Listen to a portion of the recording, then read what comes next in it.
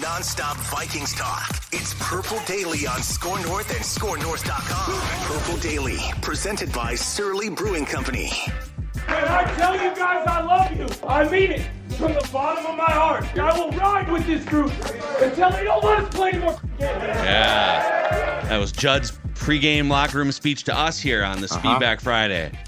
Till I don't let us do any more shows. I will ride 365 days a year here. Purple Daily, daily Vikings entertainment, where we just want the Vikings to win a Super Bowl before we die. Losing to the Bears a couple weeks ago isn't like on the path to winning a Super Bowl. So maybe they corrected some things during the bye week here. We'll find out on Sunday. Vikings Vent Line follows this game against the Raiders on Sunday. Before we get into and turn the show over to you guys for a Feedback Friday extravaganza here, let's say hi to our good friends at Quick Trip, Judd. Quick Trip, the official presenting sponsor of Purple Daily this 2023 season. They are indeed, and we appreciate their support. And we remind you, the Quick Trip is your one-stop shopping. Anything that you want, the three of us can tell you firsthand. You go to Quick Trip, groceries? Oh, yeah. Breakfast, lunch, and dinner quick? And the Karuba coffee, which I personally love because I love a good cup of coffee. And also, you know what? For your car. So while you're getting stuff for yourself, how about gasoline for your car? The quality gas guarantee from Quick Trip. Quick Trip backs every drop of gasoline with their quality gas guarantee. Get to your destination without worrying about what's in your tank, which is absolutely imperative this time of year when it is cold outside, when it eventually starts snowing. You want that security. And that's just another way that Quick Trip provides great service. You know, some convenience stores, not so great when it comes to customer service. Not the problem at Quick Trip.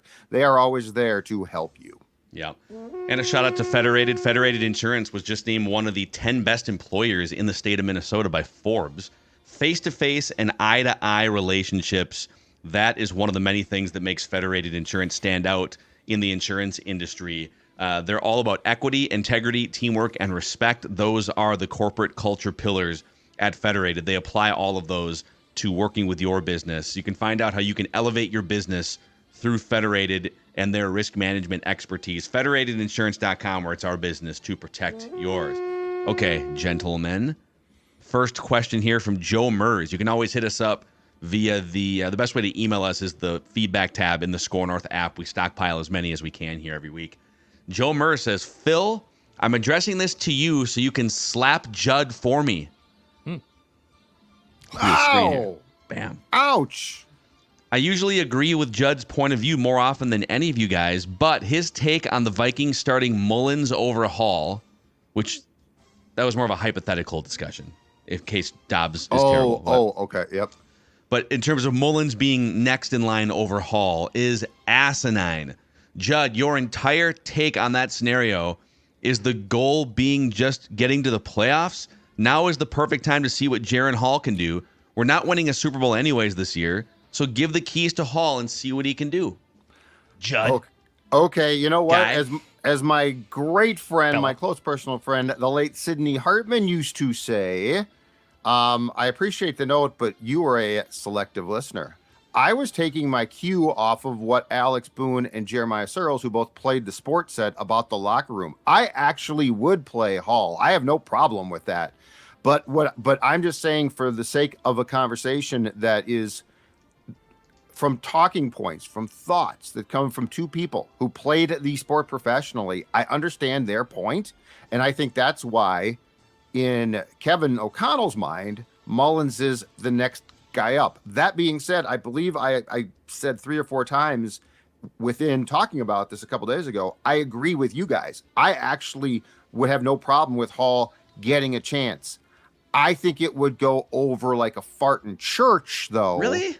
If Hall got the start, and because in their minds, it's a 5th-round project pick, and we have seen him for a series and a half. And here's the thing that we don't think about.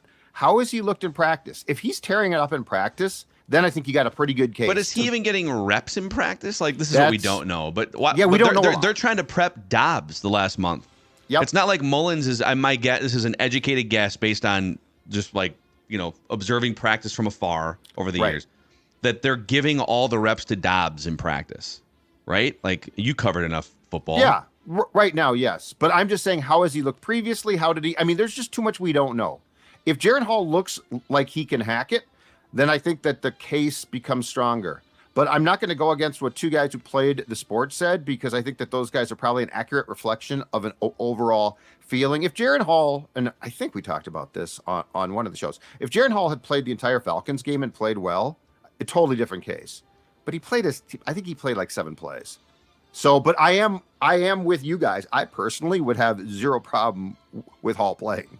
My only nitpick with this, and this is where I will poke back at Alex and Jeremiah, a combined 600 pounds of 15 years of NFL experience, not in the room, so I can poke back at them right now.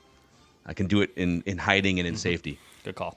I don't think there's going to be a mutiny in the locker room because the organization were to say, even if they were to dress it up and say, hey, we actually feel like because of mobility and just some of the things we've seen, we think that Jaren Hall is the guy. If Dobbs flames out, like if the Pastronaut lands again wrong, right? He doesn't land, dude. He crashes. Okay, that's Hopefully, lands hopefully everyone lives through it, but the Pastronaut is shut down.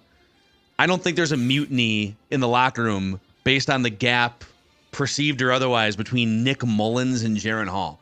We're gonna riot because Nick Mullins isn't getting a shot. Like, I don't know if I buy that. That's not how.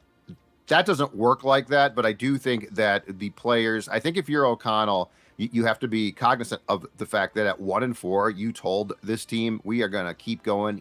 Here we go. And if the quarterback choice is questionable in their mind as far as a project player, I think that it creates, it doesn't create a situation where the wall gets knocked down and there's a mutiny, but I think it creates some doubt about, hey, this guy said this and now he's doing that. I just think there's a lot more to this than than fans realize. I think it goes by circumstance, though, because like they had to start him around the Falcons game because of necessity, but also like there wasn't, at least as we know of, wasn't a mutiny for that decision. So like let's say Dobbs also gets injured in this Raiders game and he's hurt, and then they have to go to Jaren Hall, the next guy up. But Nick Mullins is the next guy up, is what Judd's saying. And I'm saying Jaren Hall should.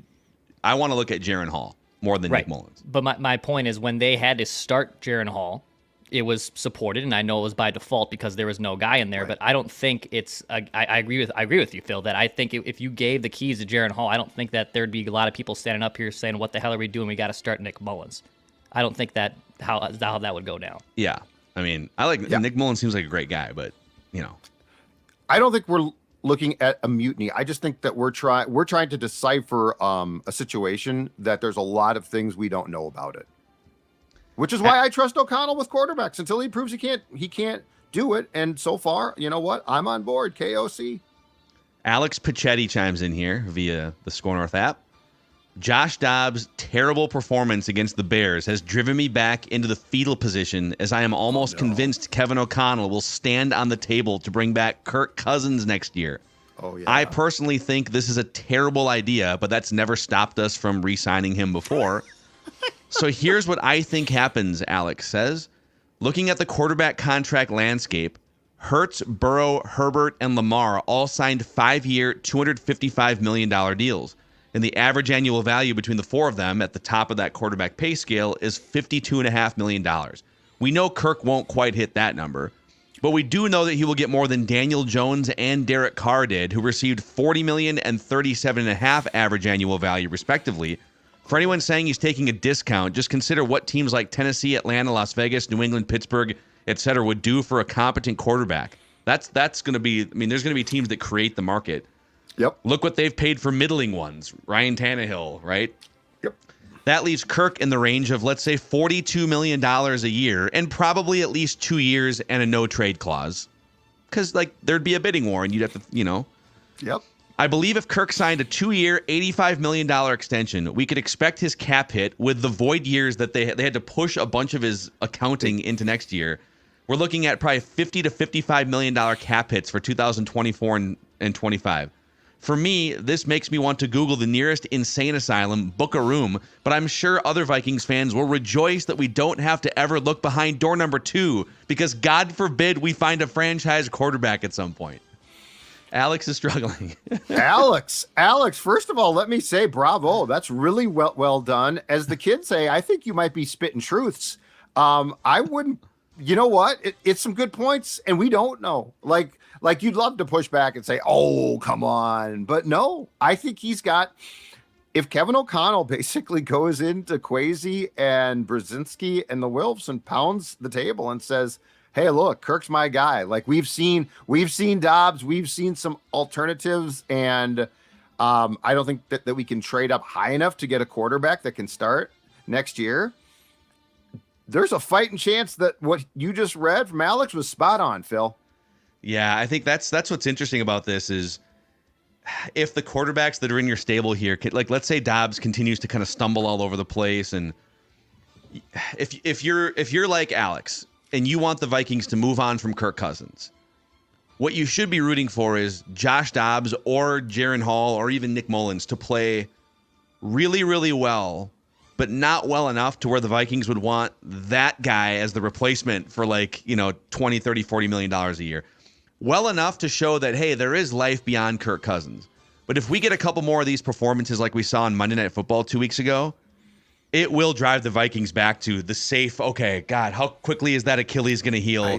Let's just get a professional guy back in here and, throw accurate passes to TJ Hawkinson close to the sticks, right? So yeah, I think you're right. I feel you, Alex. Well, here's the only question that I maintain and I don't know the answer to is, and Dobbs is obviously not the guy, but is what you see from Dobbs from a mobility standpoint, and we've talked about this before, and what he can do with his feet, does that entice KOC to say, hey, you know what? Kirk's going to be 36. He's going to be coming off a torn Achilles. Like, he can't move. I want a guy that can move, but that's the unknown. It's like, we don't know that. And so Alex makes some very, very good points. And I think on the contract, he might be exactly right if Kirk comes back. You guys ever seen that Rookie of the Year movie where that kid breaks his arm and he then plays for the Cubs with Cubs, he's like a 10-year-old? Yeah. Maybe that's what can happen here. Maybe Kirk tearing the Achilles, they put it back together and now he runs like a 4.40. And he's sprinting around. You get the best of both worlds. You get the experienced veteran pocket passer, and now you get bionic leg dynamic. He becomes bionic. Maybe that's what we should hope for. Yep. Justin R. said, you stated the Vikings need to take a quarterback in the first round earlier this week. You should take it a step further and actually recommend a quarterback to take. I personally do not feel comfortable yet because we haven't seen the combine. We haven't seen, there's a lot of stuff. We need more information, I feel like, after the college football season's over before we start throwing specific names for sure. And say, if Drake May is available, I will take Drake May. But it really depends on where the other guys after Caleb Williams and Drake May fall and what information comes out about them. So there's only one person on this show who hosts Purple Daily on the draft. So, and I know it's not Bo Nix because Tyler Fornes he hates Bo Declan Nix. might like Bo Nix so just because Tyler doesn't like Bo Nix. Well, but he's digested what these experts have said. So what's the verdict outside of the top two guys? So I'm not as against Bo Nix as Tyler, but I do have a fear of a guy who's 25 years old, 26, bouncing around. I don't know. Bo Nix doesn't do a whole lot for me, basically, is what I'm saying. Again, not as against it as Tyler. I could be talked into it, but right now, no, I wouldn't go for Bo Nix. I know he's frail, but dude, Jaden Daniels is putting up an absurd college football season. And I know he's kind of skinny and could be just absolutely bent over and crushed by an NFL player, but that's also the nature of the NFL. You're going to get hit a lot. He looks awesome for LSU. I would say that's the guy that I'd be circling, and once combines come and once you kind of see more from the details of that and what scouts are saying, that's the thing. I was talking to you guys off mic about the S22. I believe that's what it's called. That's the new Wonderlic test. They don't do the Wonderlic for rookie QBs anymore. They do this S22 test. S2 cognitive. S2 test. There it is.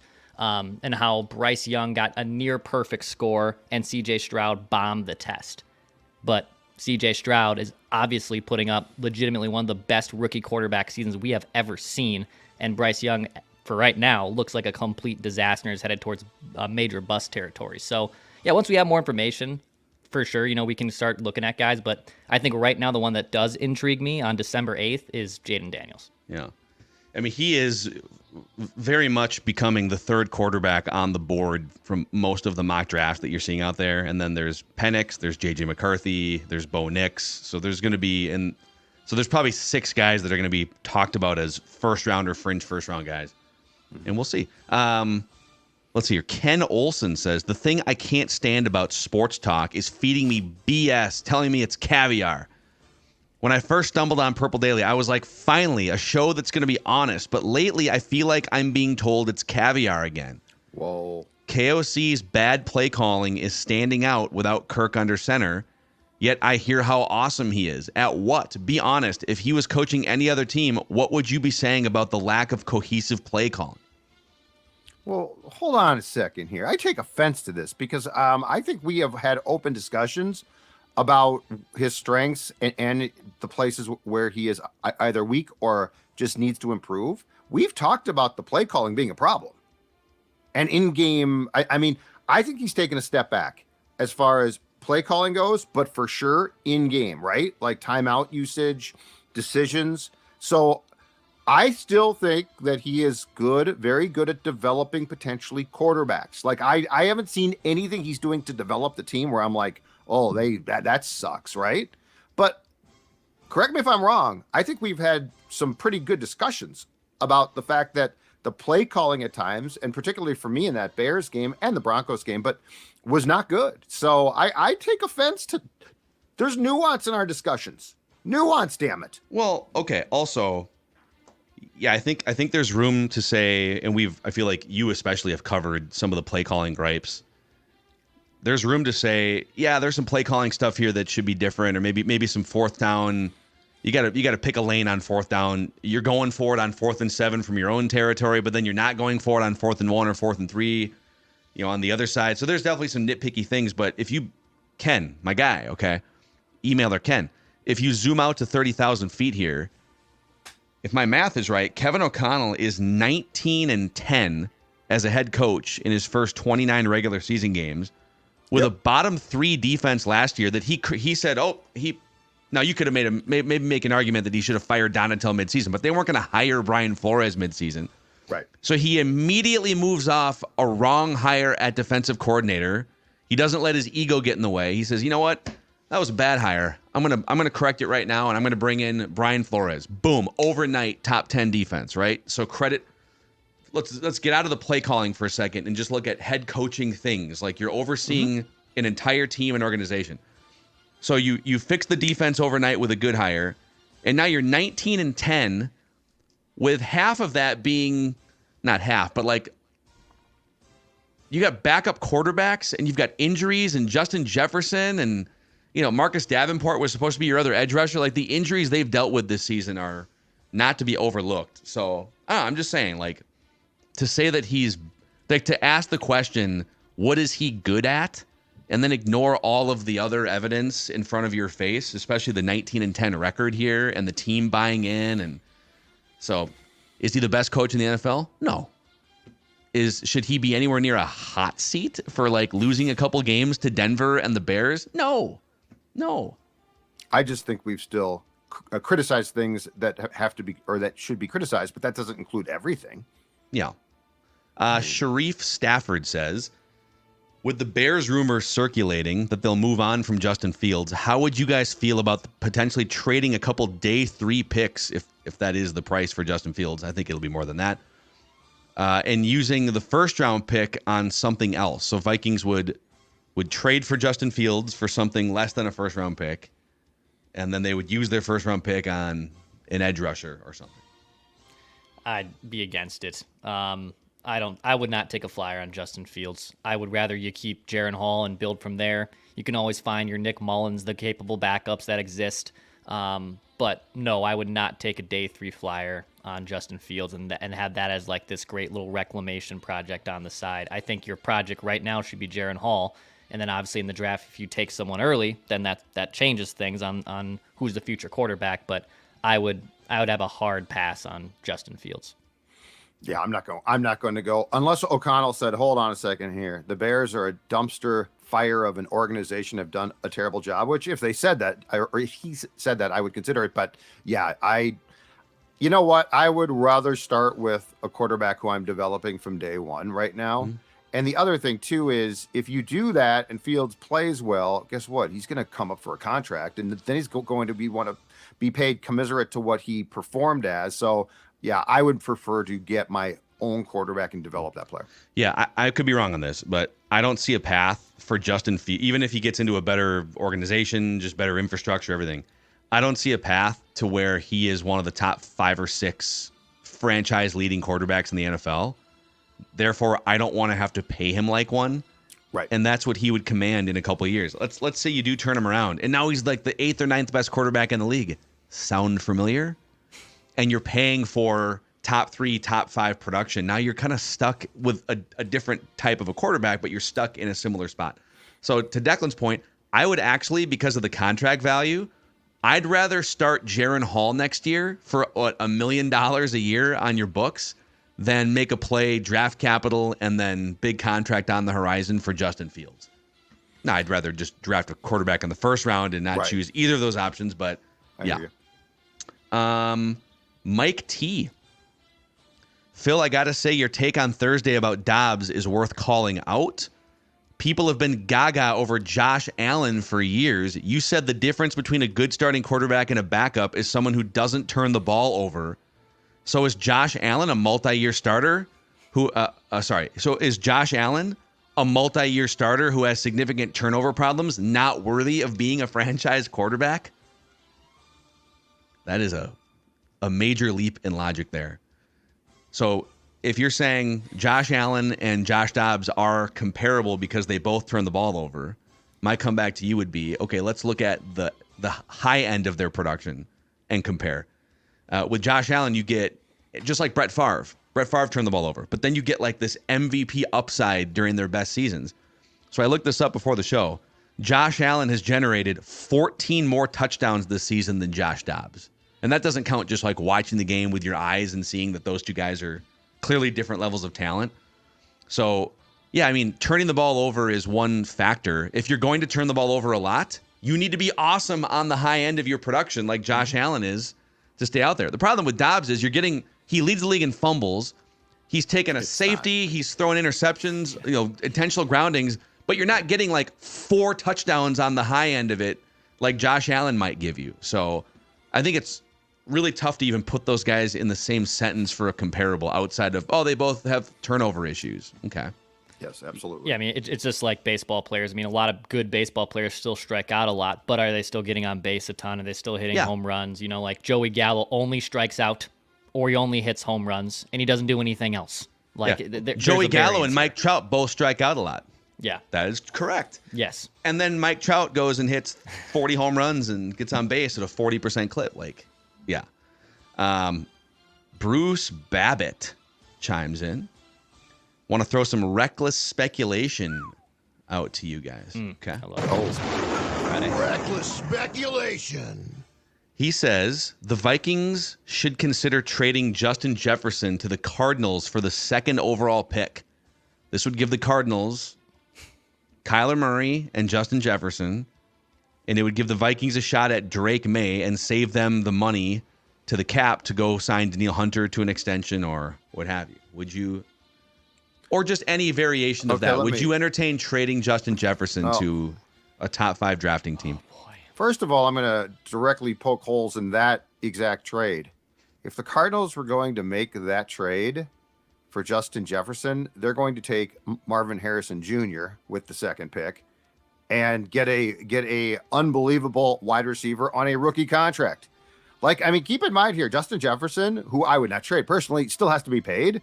So the Cardinals aren't a trade partner because a quarterback almost certainly is going to go 1 overall. So if you really want him, Harrison, who is, by the way, threatening to go back to Ohio State. That's the funniest thing I've ever heard. He ain't going back to Ohio State. Well, he's making millions in NIL probably. Yeah. So yeah, but why would you pass up a pro contract? That's year to year. If you're him, You just go play pro ball. But anyway, Yeah. so the Cardinals would take him second. Would I consider trading Jefferson? I don't think so. No. Like, I'm going to pay him. He has proven himself to be one of the best receivers, if not, again, the best in the entire league. So, I mean, you would have to blow me away. Now, if you offered me, if it was, a top 5 pick this year, a top 5 pick next year, basically a package I don't think any team would give up. I would consider that for sure, but no, I am not interested in pursuing, and I've said this before, I'm not interested in pursuing a trade of Justin Jefferson. I want to hear Declan's answer, and then I saw a great follow-up question in the comments to add to this. Dex, would you call the top 5 teams in the draft and say, hey, JJ's available? Here's the thing. It does answer a lot of long-term questions for you. Because right now you can't pay Kirk, you can't pay JJ, you can't pay Danielle Hunter, you can't pay Christian Darrisaw. Like, you can't pay all these good players to long-term contracts. So if you get rid of JJ, you get rid of Kirk. All right, that's 2 guys you don't have to pay. You get to pay Danielle Hunter, get your new franchise quarterback. You have Jordan Addison, you have TJ Hawkinson.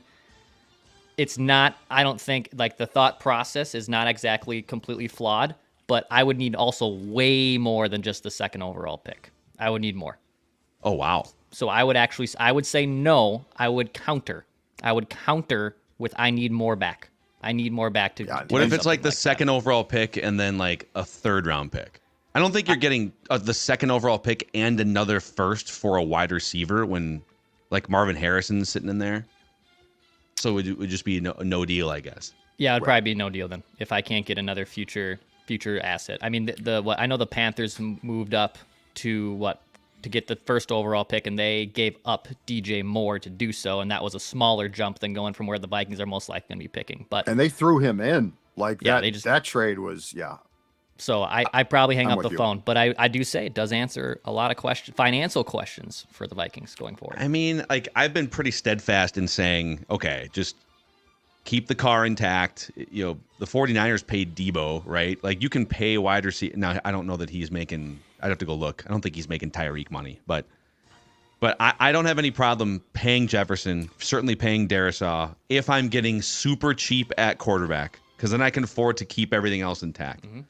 But I think it would be worth having some conversations with the teams in the top 5, just in case. If especially if Jefferson is saying, no, I want to be paid like well above.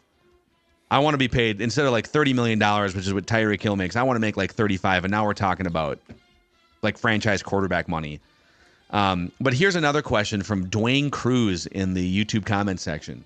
A team that really needs a wide receiver is the Kansas City Chiefs. And they are in a win now Super Bowl window where they would probably happily trade away 1st round picks to get a great wide receiver that's not dropping passes 5 times a game. Mm-hmm. If the Chiefs called you and said, okay, we've got right now the Chiefs, because of their record, are the 25th pick. They might pick later because they're probably going to go deeper, right? If the Chiefs said, I'll just make this up, we'll give you this year's 25th, next year's 1st, and this year's 2nd. So we'll give you a 1st, a 2nd, and next year's 1st round pick for Justin Jefferson. Boy. Would you do it? Or here's another question from the feedback. Corey Larson. Could the Vikings include Jordan Addison in a package to move up for a quarterback? What if the Chiefs called you and said, we'll give you this year's 1st round pick and like a 3rd or a 1st and a 2nd for Jordan Addison? 1st and a 2nd, I would consider it, but the Chiefs are basically going to have that. Here's my problem. It's basically 2 2nd-round picks, probably. So it's like their 1st round pick, assuming that the Chiefs are going to chief it up in the playoffs. It's more like 2 2nd-round picks. It'd be borderline for me because of that. Unless I had a deal in place where I could, take those picks and swap them and go up and get a quarterback. But my preference would be not to do the trade with a team that I almost am certain is going to make some type of playoff run. Yeah, I don't think so. I don't think so. I don't think I can do it. I would rather keep Justin Jefferson, who's the best wide receiver in football, and find a rookie quarterback or find someone else. Yeah, I don't think I can do it. But how about Jordan? That's the. I mean, that's at least more tempting. Potentially. I thought about that. Yeah, I thought about that one. I think the greater question here, though, is you need, unless you commit to Cousins, which is maybe where they land back on, but you're going to need a quarterback and you're going to need an edge rusher. And I don't know that you're going to have the salary cap space to go like, I haven't looked at the free agent edge rushers, but I don't know that you're going to sign one. Maybe you can sign a stopgap one for like a year because you did it with Zadarius. There might be a move out there somewhere. But are you really going to nail your first and second round picks where you sit, which is going to be later in the first round, right? Are you going to nail those two wildly important positions, like maybe the two most important positions for the next 5 to 10 years of your franchise? Or can you find someone on your roster? Is there anyone on the current roster that's under contract that you would look to leverage for draft capital? Because they have time and time again not done that the last couple of years, right? They've let guys expire and become free agents, or they've let guys' value go off the cliff like Adam Thielen, so they don't have Right. Is there anyone that you would get out in front of and say, man, we really could use another like first or second round pick just to have some capital? I mean, Judd tried to trade Christian Darrisaw at one point on the show a few months I threw that ago. out there. Okay, I threw it out the possibility of conversations but I mean that's not going to happen. I don't think there's anybody left now who would have the type of potential value you're talking about. Yeah. Like I think there was a time Harrison Smith did. Like if you said, okay, we're deep at safety, despite the fact our first round pick from a year ago is awful. But Harrison Smith now is an aging player.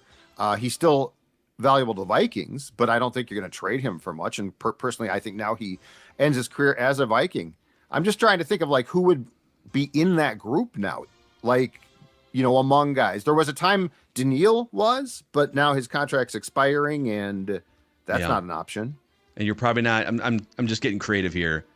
The Bynums and the Metellises, like those guys nice are players, so integral to what you're doing. And you're not going to get what you think for that, Yeah, you're not like getting a first round pick for Metellus. No. Yeah. And so, it's just it's food for thought because you can't. This is the problem. Like in a perfect world, you just sign everyone, you bring everyone back, you sign everyone, and you draft perfectly, and you have but that's not the reality. At some point, you're probably going to need another first round pick or another second round pick to leverage your way. I'll tell you again, from my opinion only from an internal standpoint, is I could see a world where they let Hunter walk and re-sign Kirk. God. Not my first choice, but I'm telling you, I could see that. I mean, Kevin O'Connell is an offensive guy. Brian Flores might be gone. They're going to I mean, we know for a fact that any coach who has and almost all do now, a particular side of the football usually picks that side.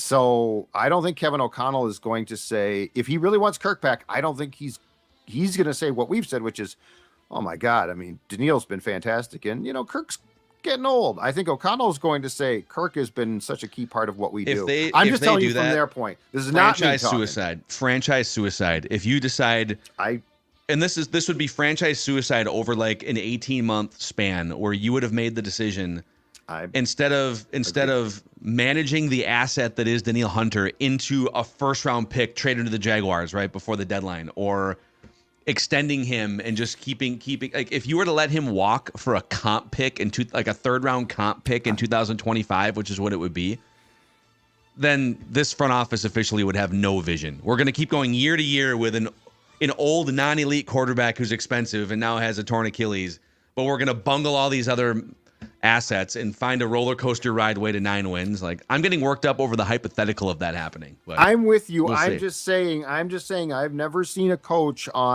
who has a particular side of the football that is near and dear to his heart. I'm trying to think of the last time I saw that guy say, you know what, for the greater good, we're going to keep the defensive guy and allow the guy I like to go. Well, that's where the front office has to have 3 to 5 year vision. I hope you're right. And asset management sense, right? You got to be able to manage your head coach and say, hey man. Just to be absolutely clear, I completely agree with what you're saying. I am throwing out the hypothetical of things I've just seen before. Yep. But I'm with you. Okay. All right. Well, calm down. You got to calm down. See? Calm down. Finch Home Solutions is not a hypothetical. God. It's a reality that they will fix your electrical systems. And you know what? If you are worked up because this morning you got on, guys, please. Because this morning you got up and something didn't work. A light didn't work. I don't know. You've got electrical problems. You know what? The most important thing is you have to get Finch Home Solutions. My friend Cody and his team do a fantastic job. I'm talking big or small. I'm talking you want an outlet replaced. Yeah, that's small, but you're not going to DIY that, I would hope. Guess what? Finch Home Solutions to the rescue. Your home needs to be rewired. Finch Home Solutions to the rescue. You want to put in a hot tub. Finch Home Solutions, so you can be comfortable in that hot tub during the cold months of winter. 612-357-2604. FinchHomeSolutions.com. Their website's been redesigned. It's absolutely as easy to navigate as possible. Book an appointment now. Cody and his team will come out to your house. They will fix the problem. And you know what? If you have hot Vikings takes, tell them what they are. Because Cody wants to talk Vikings. Their entire team loves the purple. And they love Purple Daily, so FinchHomeSolutions.com. You can crack a beer while Cody fixes your hot tub, your electrical system, right? It's great. Near and dear to my heart, right? You know what? I never have to go far. I never have to go far to find, and I know this is going to shock you all out there, Surly Brewing, absolutely delicious selection of beers. And what's on my mind today as we talk about the Vikings and the future plans before I die, because that speaks to Purple Daily, what Surly does, what everyone in this town who's a Vikings fan wants, a Super Bowl championship. Before I die is a way to symbolize your dedication and devotion to what everybody wants. And of course, as you are sipping on one during Sunday's game, or perhaps on Saturday as you're pre-gaming, well, show us your cans at Jay Zolgad, at Score North on X. Always love to see what you're sipping on. If it's a Surly, a Furious, a Logic Bomb, Before I Die, all delicious beers. Amen. And if you're a dog and you're not old enough to drink Surly, that's fine. You're always old enough to eat Nutrisource, the official dog and pet food of Purple Daily and Score North. Oh, Maya Mackey. You know what? She got in a nice little rhythm there of just kind of letting us sleep in for like 3 weeks. And then this morning she decided, I'm hungry for my Nutrisource chicken and rice. So you're going to get your ass out of bed, Mackie. And you can see that look from Stella, because she did the exact same to me today. In fact, she said, you get up and you get me that Nutrisource because that's what I'm used to. And she also said, make sure you go to Chuck and Don's to get me more cans because I love it. And I said, of course I will, Stells. Much like the Vinster, he runs the house. Yep, it's Friday treat day. You know, we like to have treats on Fridays, and I think we'll have some Nutrisource treats after this show because that's what Vinster likes. He knows Fridays. He sits just like that actually around Friday at noon. He's just like, all right, it's Friday, it's noon. Where's my Nutrisource treat? It's time. Come on, guy, give me some Nutrisource. NutrisourcePetFoods.com to find a Nutrisource retailer near you. That's NutrisourcePetFoods.com. You guys watch. Vince just like, hey, dude, I got my watch here. It's noon. Should put a watch on a dog. Be a good Instagram account. Probably already exists. Dave Harms says, I feel like you guys aren't talking enough about the defense not holding the lead at the end of these last two games against two bad offenses. We've been lauding Brian Flores for essentially making a jump into the top. Actually, since week 4, top 5 across almost every meaningful defensive statistical category. But does the defense deserve blame for letting Broncos and Bears march down into game-winning range? All right, I'm just trying to recall off the top of my head. The Sunday night loss to Denver, I seem to recall in that game that the defense, that was a lengthy drive, and they looked completely gassed when the Broncos scored. But however, I will say this, the Bears game, it's hard to fault the defense because I think they gave up 12 points. They should have won 27 goals. Yeah. The offense screwed the pooch so badly. But I will say the lack of pressure that they all of a sudden dialed down on that last drive really surprised me.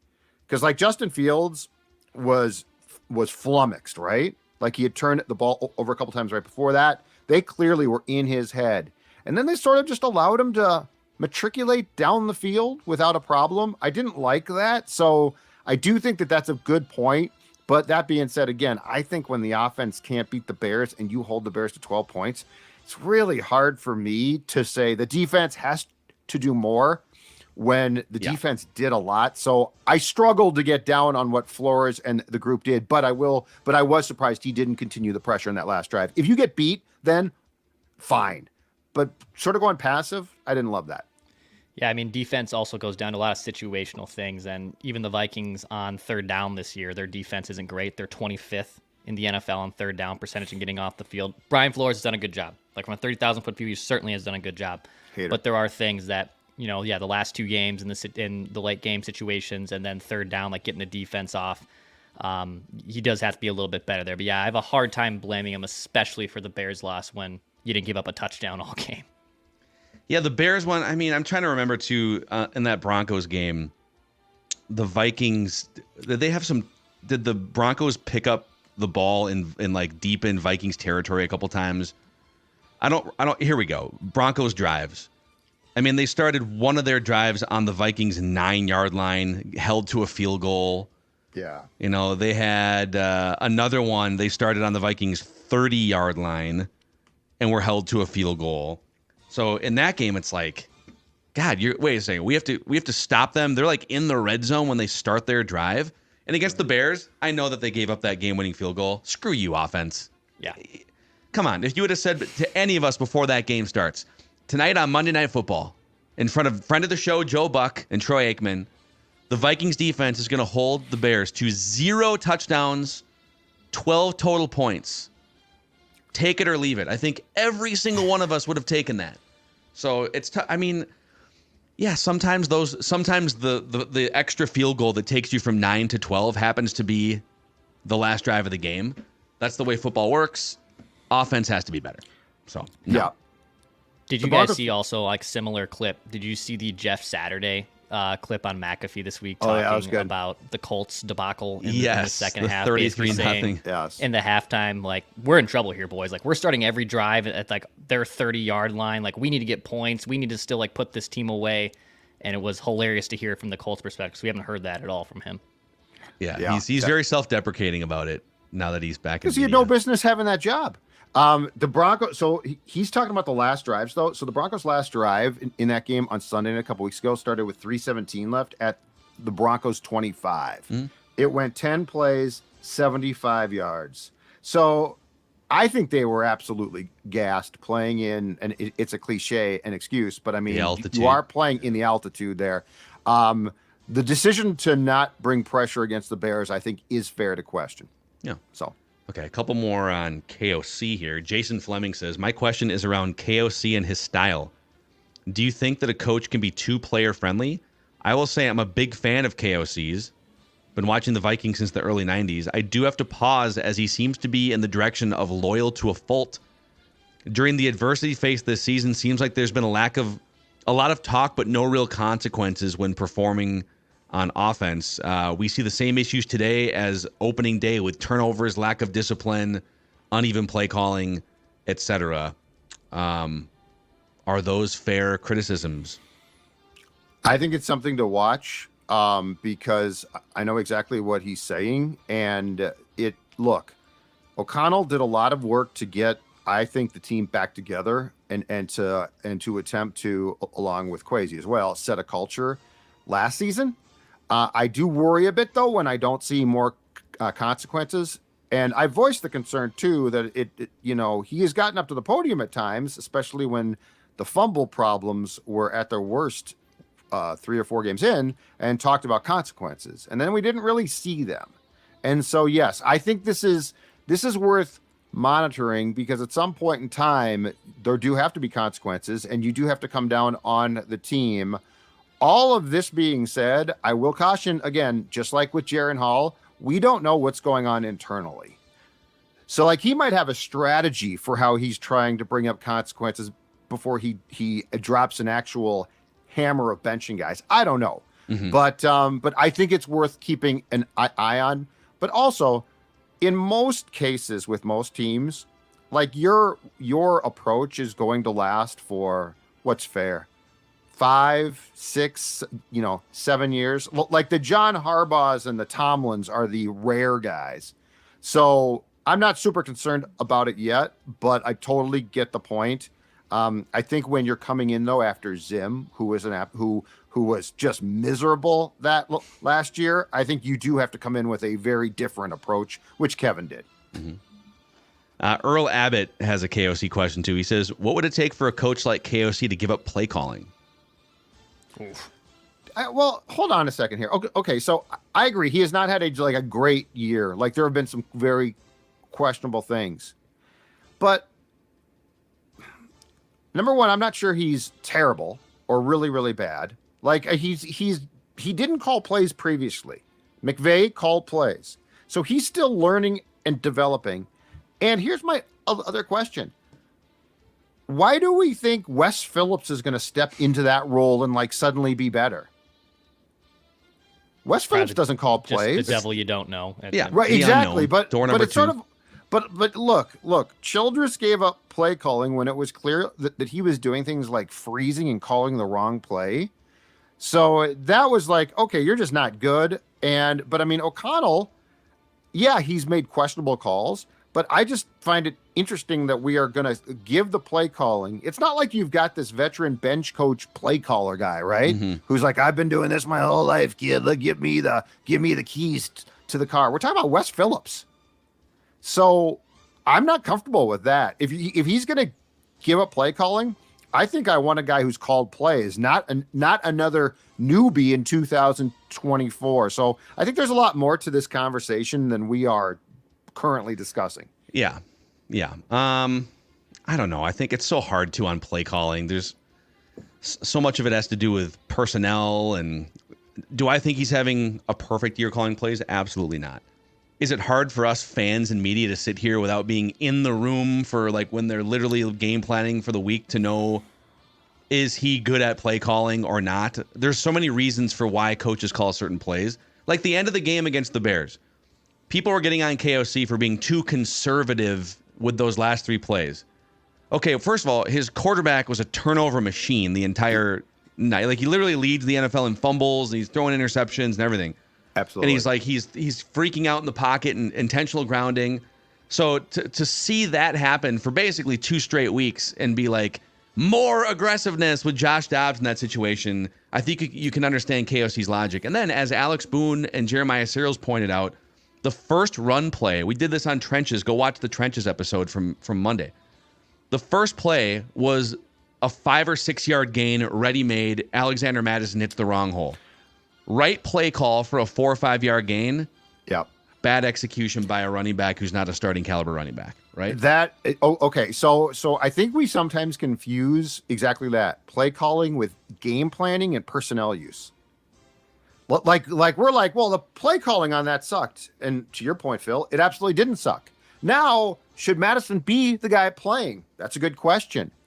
I actually think if you go back and dissect what I didn't like about what Kevin did against the Bears, it was far more the game plan. Once the game starts, you can't just start calling plays that don't exist, right? Like you game plan. So you know what you're going to, you probably have a rough outline idea of exactly what you're going to do, right? So, okay, once you get there, those are your play calls. I think we sometimes confuse, well, why didn't he use Dobbs more to run, blah, blah, blah, blah, blah. That would have been the game plan. Yeah. Yep, and now we'll find out what does the game plan look like after 2 weeks of brainstorming and whatever.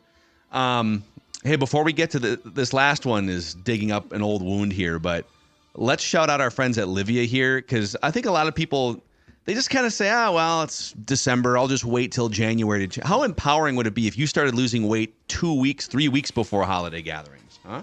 It's called the Sports Dad Plan. A couple of years back, it dropped 40 pounds thanks to a program that I'm going to tell you right now works. And Phil is right. You're on your couch right now. You're thinking, January 1st, I'll get on the exercise bike. But you know what? Don't be a cliche. Don't be that guy or gal. Take control of your life right now. Embrace your weight loss journey right now. How would you like to have lost 10 pounds by Jan 1? So when all your friends are like, I got to go to the gym for the first time in months, you're saying, well, you know what? I've already dropped 10 pounds. And here is the best news of all. Livia has extended their Black Friday offer. Join today. You're going to save up to 50%. That's right, 50%. 855-GO-LIVEA, Livia.com. Voted Minnesota's best weight loss program 3 years in a row. 3 years in a row. Livia.com. Start losing that weight right now. And you can still eat good food and eat responsibly, which is why we recommend going to 3Jack and maybe even bringing your driver along with these winter months coming up, Dex. Especially a guy like me. Like, look, I got a new driver last year. It started off really well, and then guess what happened? I started slicing that thing again, and I can't just sit on it for 4 months here, right? I mean, I can't get any swings in outside, but I can take that bad boy to 3Jack, get those loaded nachos, get that chicken sandwich, get a great beer. A lot of awesome options at 3Jack in the North Loop in Minneapolis. Of course, when you mention Purple Daily, they'll give you a free pint as well with any menu purchased item. And then, holiday season, you got family coming to town. Maybe like you're too nervous to host everybody. Go to 3Jack. They can host from people from 12 up to 200. If you got like 200 crazy cousins and family that is coming into town, some Griswold family vacation stuff, go to 3Jack. Go to 3Jack. Bring them in. Yeah. Go to 3Jack. Go see them. Uncle Go to Eddie. 3Jack and 3jack.com to learn more. Yeah, bring Uncle Eddie in there with his camper. Uncle Eddie loves it. Oh, God, I love that movie. Hey, Clark. And by the way, thank you guys too for just all the support that you give to our partners and sponsors on this show. If it weren't for those partners and sponsors, we wouldn't be able to do this show 365 days a year. The live vent lines, the live streams, and then everything else we do at Score North too. Flagrant Howls, Judd's Hockey Show, the Score North Twin Show. That is what those partners are. What keep the lights on and keep us in front of these microphones talking like idiots every single day. So thank you guys. Thomas Power says, as we say here in New Jersey, not for nothing, but I think we might have let that Jake Browning go in favor of Sean Mannion a few years back. Kirk was standing on the table for Mannion to be the backup. I can't help but wonder if he felt threatened by Jake Browning. The guy seems to put the ball right on you. Boy, he had a nice little performance against the Jags the other night. They got a good long look. As I recall, coming out of Washington, the Vikings in the Spielman time prioritized Browning, signed him to a pretty hefty, if I recall, UDFA to use some football language. And so, it's, it's a fair question. It's a fair question. And if O'Connell had been able to watch him, he might have seen a guy that he would have kept. So, yeah, Sean Mannion, I don't think there's a debate here. He was basically perceived as, Kirk's friend and an assistant coach. So, yeah, it probably was a mistake. God, it was even like, it was such a first guess thing. I get making Kirk is durable and just making him feel comfortable if he thinks Mannion does a good job sort of helping him game plan as like a pseudo assistant coach. But I think the Vikings for a while took for granted. They did bring Mullins in finally, right? But they got lucky there for a few years. That was Kevin though. Yep. But they got lucky for a few years that an Achilles didn't pop 2 years ago, 3 years ago, because Sean Mannion can't play. At least Nick Mullins can play a little bit. Josh Dobbs can play a little bit. Yes. And we'll see about Jaren Hall when we get more sample size. But that's a wrap, boys, on our Feedback Friday edition, this live show. So we are live now 3 days a week in case you're maybe new to the party here. During the season, we're live for Vikings Vent Line on the Purple Daily YouTube channel right after Vikings games are done. We are live the day after Vikings games, ordinarily at 9 o'clock Central Time a.m., and then on Fridays for Feedback Friday, just after 10 a.m. Central Time. Click the like button and the subscribe button on the Purple Daily YouTube channel. I believe I saw we're over 1,000 mostly positive reviews on Apple Podcasts too. So a 5-star rating and a positive review help us continue to grow this amazing community of Vikings fans. So thank you guys. We'll hit you with some official picks tomorrow, and then we'll see you for Vikings Vent Line after Vikings Raiders on Sunday. Hey everyone, my name is Phil Mackey. Welcome to Stepping Up, presented by Federated Insurance, where we talk to next generation business owners and leaders about their processes, the challenges they face, their leadership philosophies, their vision for the future of business. And our guest, as you can see if you're watching this episode, is someone that has helped craft one of my personal favorite restaurant chains, whether it's Red Cow or Red Rabbit, under the same umbrella. Michael Giacomini, Director of Finance officially for Red Cow and Red Rabbit. And we appreciate you coming on, man. We'd love to just sort of dive into what led you up to your ventures with Red Cow, Red Rabbit, and sort of what you see for the future. So thanks for coming on. So we started 10 years ago. Actually, my mom and dad founded it. We have a long history of working in restaurants. My mom was in restaurant distribution for 30 years. My dad ran different restaurants. I've worked in restaurants. My grandpa was in distribution. So there's a lot of food and restaurants going on our side of the family. You guys don't just hire people at Red Cow Red Rabbit. You've even put employees through leadership training at Red Cow Red Rabbit. So what is that process like for you guys? Who do you look to hire? What is your leadership philosophy? You're not just like, all right, we're going to hire a chef. We're going to hire a server. Just get on out there and do your thing. It seems like there's more thought put into it. I was super fortunate that my dad was very much so about leadership development. And he always has said, we're a leadership development company that happens to serve cheeseburgers, is kind of his tagline. And I love that tagline. Wow. So over the years, we've invested in different leadership coaches or different leadership classes to help grow our internal team members in order to become better leaders, because it's so important. We think everything starts with leadership for them. And then when it comes to hiring, we came up with our mission statement, like I said, which is to create raving fans. And then we have our 4 core values, which are we care tons, we want to win, we love this, and team first. And we really interview around those 4 core values. And our philosophy is if we can hire someone that matches with those, we can teach them how to serve cheeseburgers. Awesome, man. Well, this has been Stepping Up, presented by Federated Insurance. Thanks, everyone, for listening and watching. Cool. Thanks.